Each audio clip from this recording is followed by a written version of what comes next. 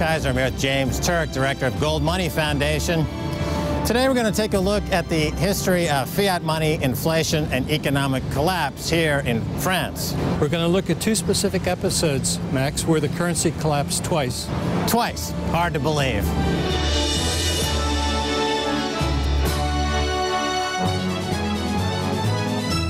France's first experiment with fiat money lasted only 5 years, but it left deep scars.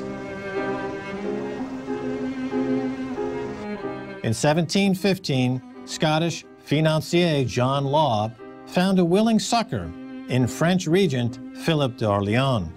Louis XIV, the Sun King's wars and extravagance had left France heavily in debt.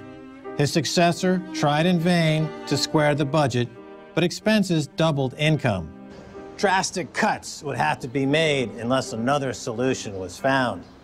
John Law, heading up the Bank Generale, started issuing banknotes. He said this would guarantee liquidity and increase commerce.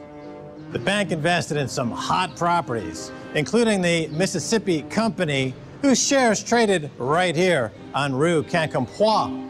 Shares jumped, as did the value of the banknotes. And then, in 1718, the Bank Generale became the Bank Royale, and they issued even more shares. The economy boomed as paper wealth became widespread. In 1720, John Law was made Minister of Finance.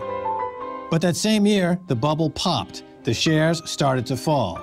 Law's solution was to issue more banknotes to attempt to prop up the share price in rapidly increasing amounts. The notes started to trade at a discount to metal money. The government started to panic. They issued more shares and forced the state pension account to buy more shares.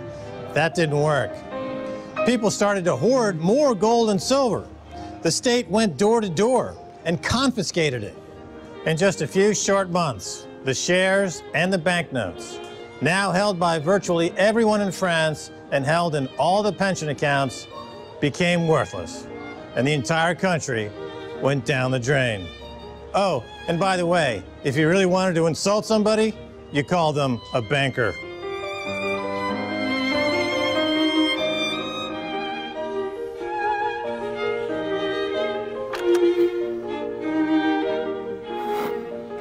I'm James Turk. I'm a director of the Gold Money Foundation. And it's my pleasure to be speaking with Pierre Jovanovic, best-selling author and noted historian. I think there's a flaw in human nature that we're always thinking that there's a free lunch in this world. And a free lunch comes one way from printing money, but in reality, there is no free lunch, and printing money ultimately leads to a financial or monetary crisis, which is what happened with the Mississippi bubble. Yeah. It ultimately, the stocks, the shares of the Mississippi Company rose. They eventually collapsed. What were the consequences of that collapse? The consequences were tremendous. First of all, the French people never believed too much in paper. They thought it was nonsense, you know, to accept paper instead of physical gold or silver.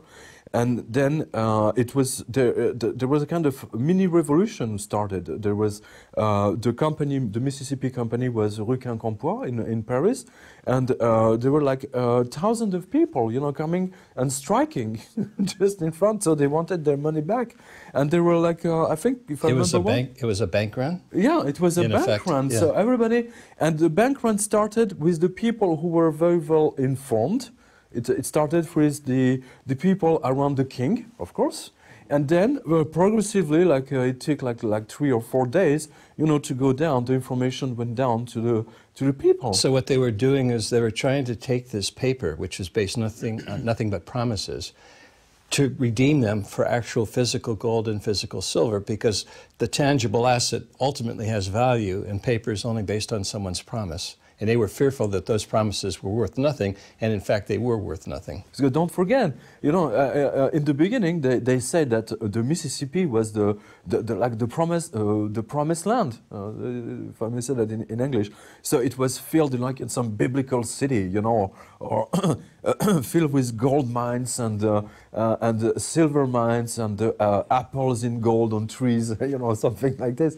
So people really fantasized about it, you know. So everybody wanted the shares of this Mississippi company, and to the point that it was such a success that John Law issued more action. Of course, more shares yeah. Than available. So, but that's a very common thing. You know, we saw that through history. After the collapse of the Mississippi bubble, what was the impact on the French people? Was it throughout the entire country or just within Paris? No, it was definitely throughout the whole country, because don't forget the law. Who forbade the French people to use gold coins and silver coins were extremely active, and people all over France were thrown in jail. And at the time, jail was very specific, so it was really a nightmare. So people were really scared because everybody went nuts. There was just this anger against the politicians. We cannot use the term politician because at the time it was the aristocracy. The monarchs. The monarchy who were there. But the anger of the people was already there. And this anger is going to be demultiplied, and which will give not only the French Revolution, but also the terror period, you know, 3 years later, when they will take everybody and just send them to the guillotine. So this is, it's like a maelstrom of anger, of people who have been stolen from their wealth, for which they worked all their lives.